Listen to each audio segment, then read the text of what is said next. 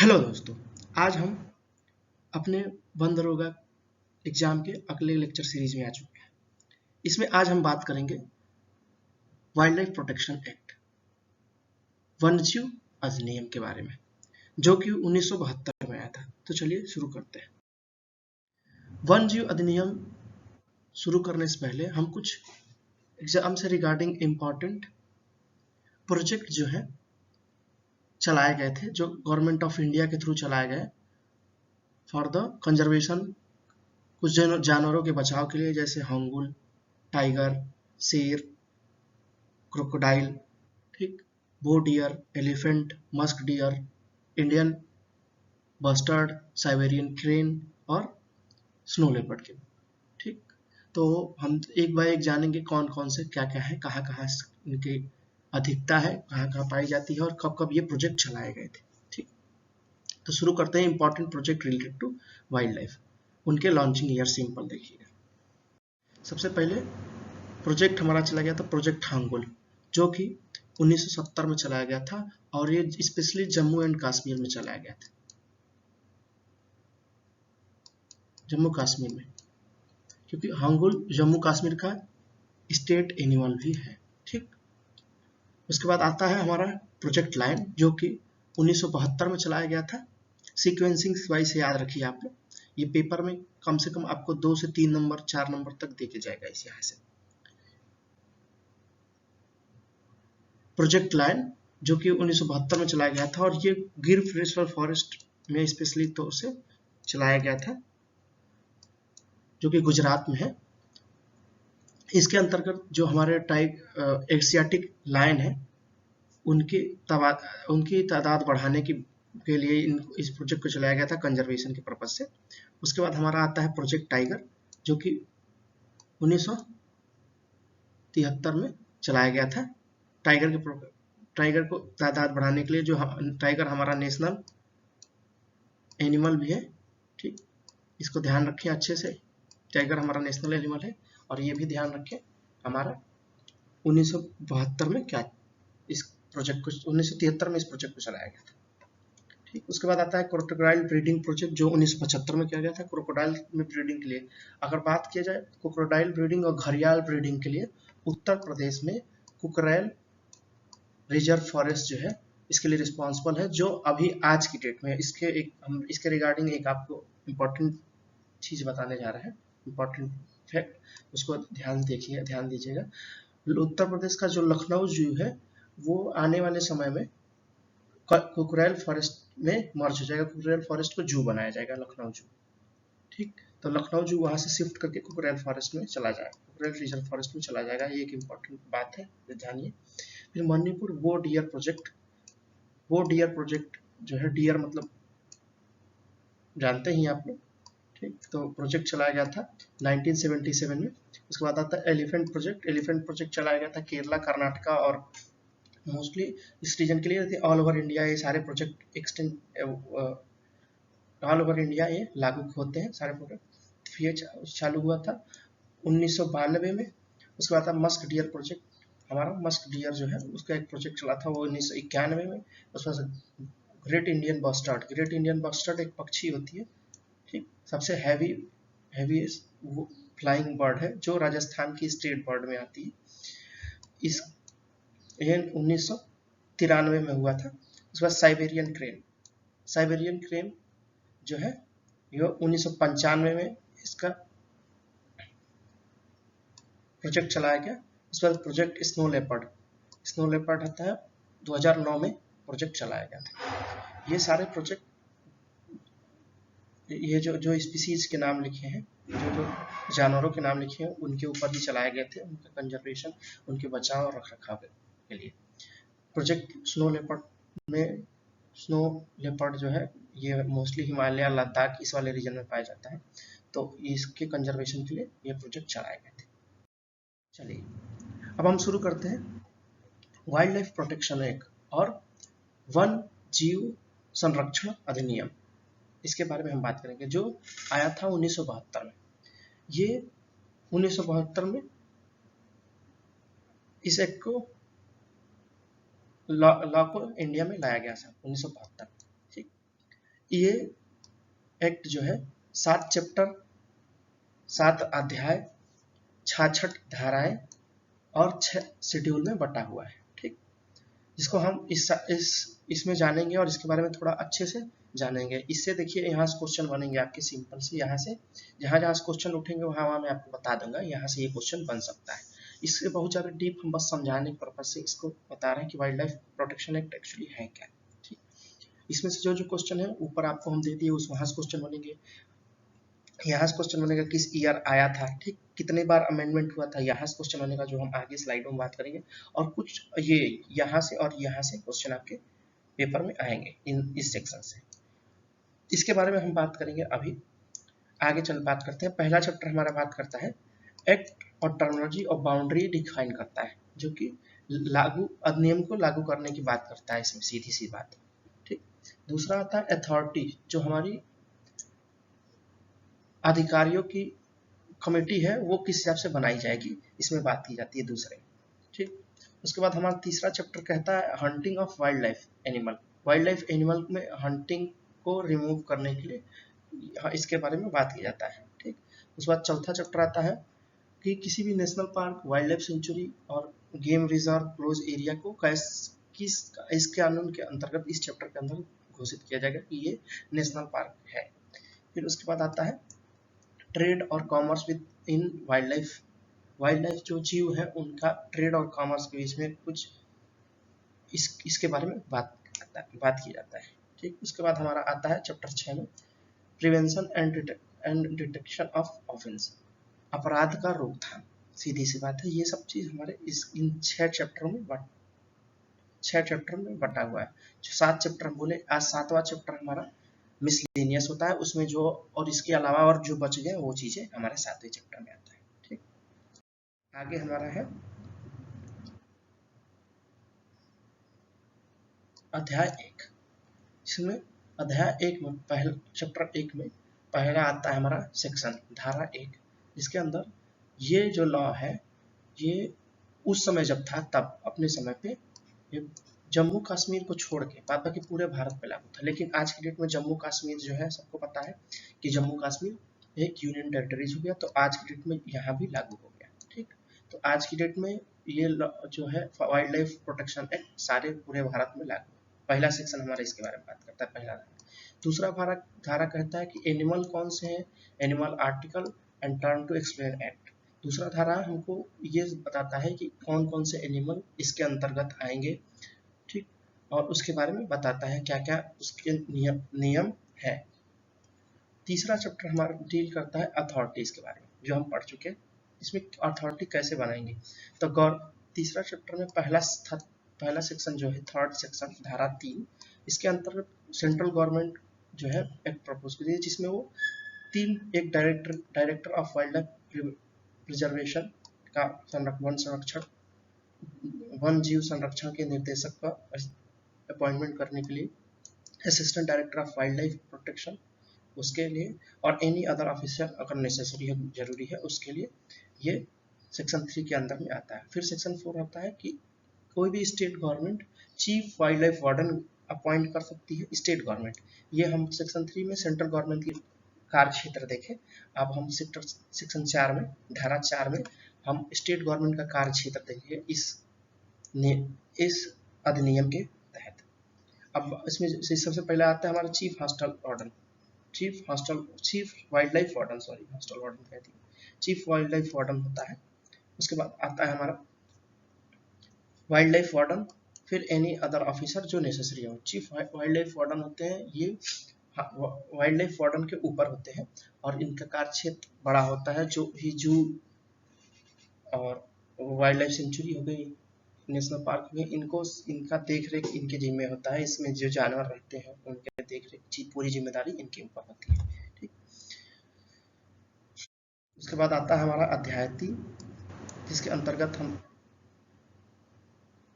अभी हम चैप्टर 2 पढ़ रहे थे। इसके अंतर्गत हम बात करते हैं हंटिंग ऑफ एनिमल मतलब जानवरों को मारने में क्या उसके लीगल लाइसेंस है, परमिट है कैप्चरिंग और एनिमल का, इससे रिलेटेड किस किस जानवर को हम कैप्चर कर सकते हैं, किसको हम पकड़ सकते हैं, क्या परमिट है, क्या लाइसेंस है उसका, ये सब बात करते हैं। और इसमें बात किया जाता है hunting of wild life animal का, इसमें बात किया जाता है किस किस पशुओं का शिकार किया जाएगा और किस किस परिस्थिति में।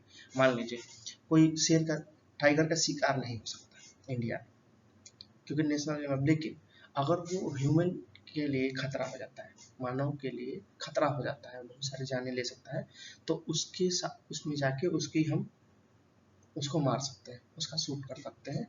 ये इसमें अलाउ किया जाता है इस हंटिंग वाइल्ड लाइफ। उसके बाद आता है हमारा prohibited any wildlife animal to specified schedule.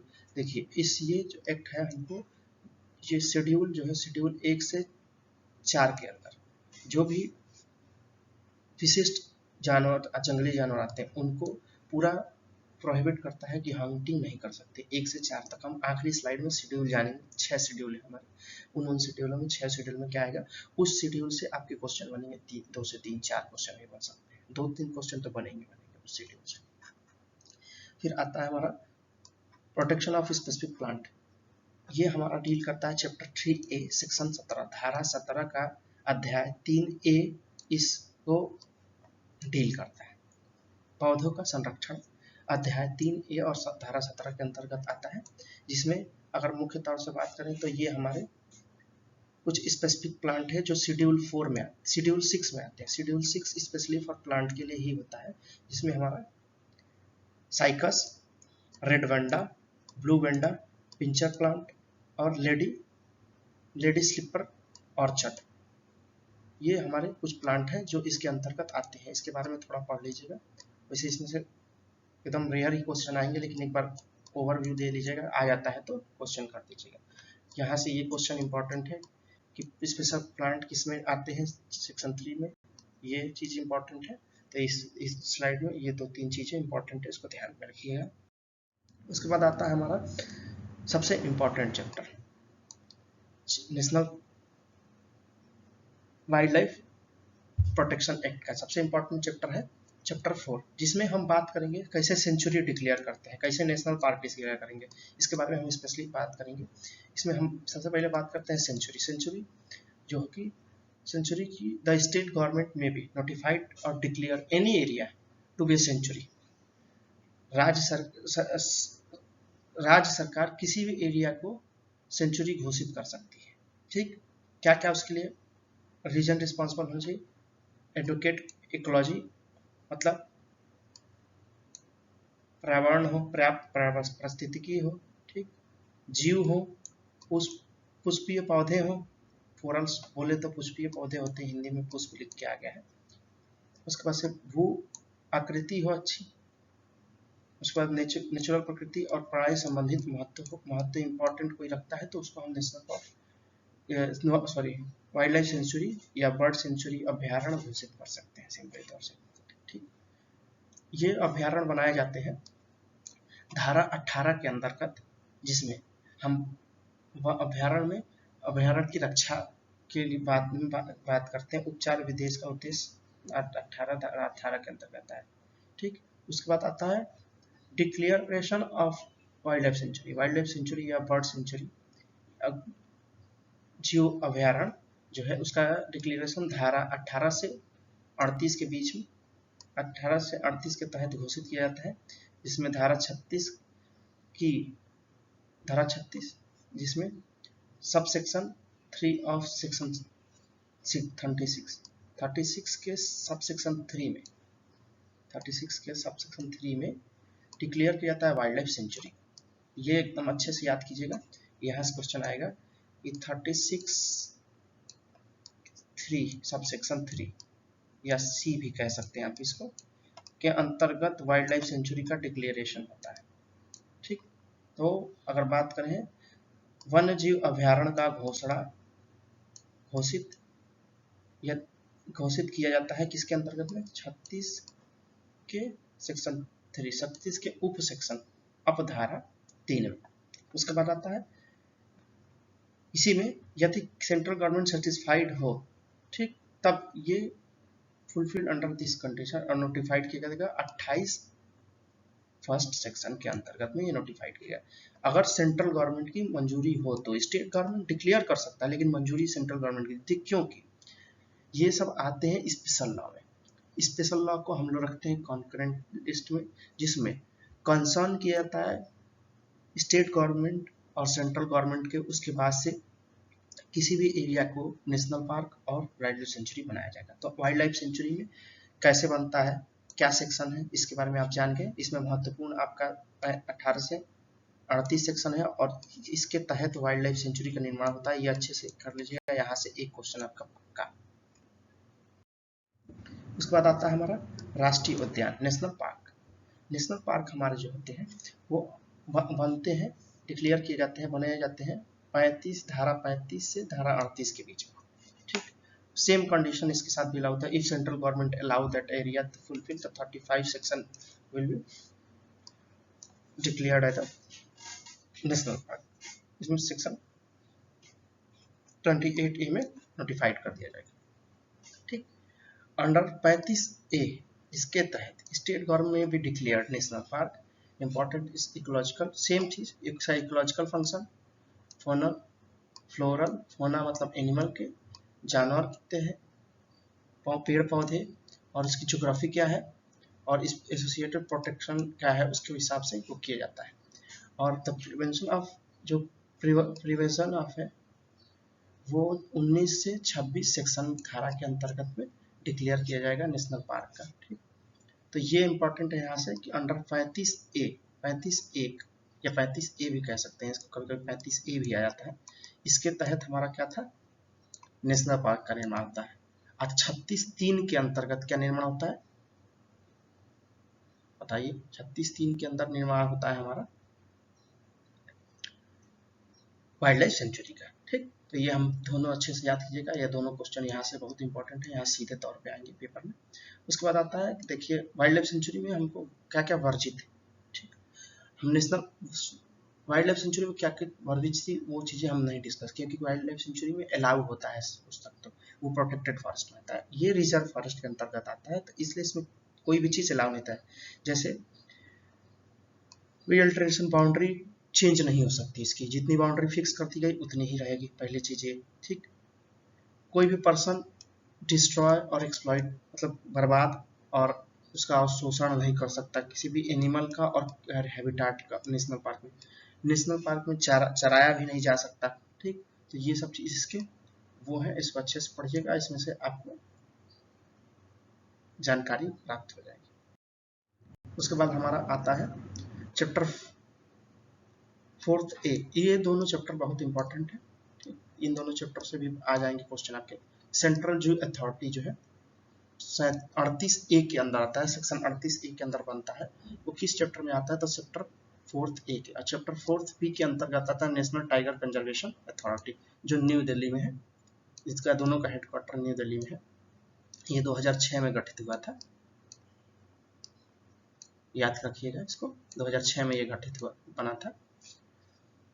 तो ये दो हमारे चैप्टर हो गए, चैप्टर 4 तक खत्म। उसके बाद हमारा आता है चैप्टर 5। चैप्टर 5 बात करता है trade, commerce of wild life animal and articles and trophy. Trophy मतलब कैसे सजावटी, जैसे हम हिरन का गर्दन देखते हैं बहुत ज्यादा सजाए जाते हैं, तो उसके बारे में इसमें डील किया जाता है।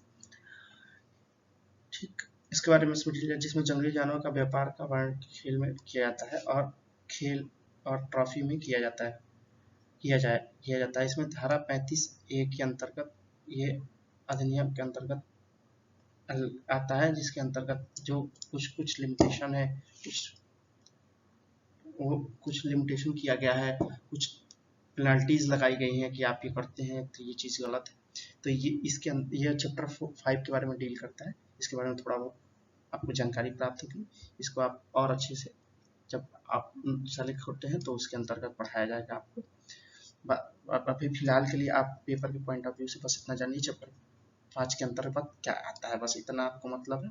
ये तो आपको इसे जनरल नॉलेज के लिए बता दें। उसके बाद हमारा बात आता है चैप्टर 6। चैप्टर 6 बात करता है prevention and detection of offence. Offence जो होता है उसको कैसे रोकें और क्या उसके ऊपर फाइन वगैरह लगाएं। उसमें हमारा धारा 50 से लेके धारा 66 के बीच में स्पष्ट रूप से लिखा गया है क्या क्या चीजें हैं।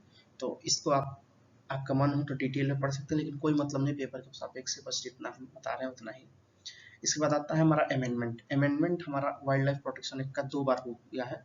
एक बार 1991 में हुआ, एक बार 2002 में हमारा अमेंडमेंट हुआ। ये 2 बार अमेंडमेंट याद रखिएगा कब अमेंडमेंट। उसके बाद हमारा आता है शेड्यूल हम पढ़े थे, 7 चैप्टर थे, 7 चैप्टर हम देख लिए क्या क्या चैप्टर थे, उसमें 66 सेक्शन थे। अब हमारे पास 6 शेड्यूल है। इससे क्वेश्चन आपके बहुत बनेंगे, यहाँ से ध्यान रखिएगा क्या क्या क्वेश्चन बनते हैं। शेड्यूल फर्स्ट जो है, शेड्यूल फर्स्ट बात करता है conservation of rare and endangered species. केवल बात करेगा रेयर और इंडेंजर्ड में किसकी, केवल बात करेगा इस खाली जानवरों की नहीं, ट्री स्पीसीज के बारे में जो रेयर है और इंडेंजर्ड है, जो विलुप्तता कगार पे, किसके हिसाब से, IUCN के हिसाब से, ठीक, जो रेड डाटा बुक निकालता है IUCN, उसके हिसाब से ये चीज है। ये शेड्यूल 1 में आते हैं। फिर शेड्यूल में आते हैं special game animal. Special game animal जो रखे जाते थे, पहले हम देखते थे कि शिकार पे राजा महाराजा लोग जाते हैं, ठीक, तो उनके लिए था स्पेशल गेम एनिमल जो है उनके लिए शेड्यूल सेकंड में रखा गया। इसके लिए भी कुछ नियम कानून है, इसके तहत आप अगर करते हैं तो पेनल्टी, जैसे कि आपको मान चलिए जो ब्लैक बग है, ठीक, ये शेड्यूल 1 में आता है। पहले शेड्यूल शुरुआती स्टेज में जब इसको उसका वॉचिंग नहीं हुआ था, हंटिंग नहीं हुआ था, तो ये शेड्यूल 2 में आता था। जो सलमान खान जिसके केस में अभी तक कोर्ट से रिहा नहीं पाए। तो वाइल्ड लाइफ एक बहुत ही टफ एक्ट होता है, जिसके तहत आप अगर कोई भी इलीगल क्राइम करते हुए पाते हैं तो आपके कहिए जीवन पर्यंत आपके ऊपर वो धारा छूटे ही नहीं। तो ये वाइल्ड लाइफ एक्ट बहुत इंपॉर्टेंट है पेपर के सापेक्ष से। ये सारे शेड्यूल्स बहुत जरूरी है। तो बिग स्पेशल एनिमल जो है, स्पेशल गेम एनिमल शेड्यूल 2 के अंतर्गत आते हैं। शेड्यूल 3 के अंतर्गत बिग गेम एनिमल आते हैं। शेड्यूल 4 के अंदर स्मॉल गेम एनिमल आते हैं, ठीक। शेड्यूल 5 के अंदर वर्मिन एनिमल आते हैं, और शेड्यूल 6 के अंतर्गत कल्टीवेशन ऑफ प्लांट आता है। तो ये सारे चीज याद रखिए आप, ये पेपर में ऐसे और सीधे तौर पे आएंगे, ठीक। धन्यवाद। इस तरह आगे बने रहें, आगे लेक्चर सीरीज आपको प्राप्त होते रहेंगे।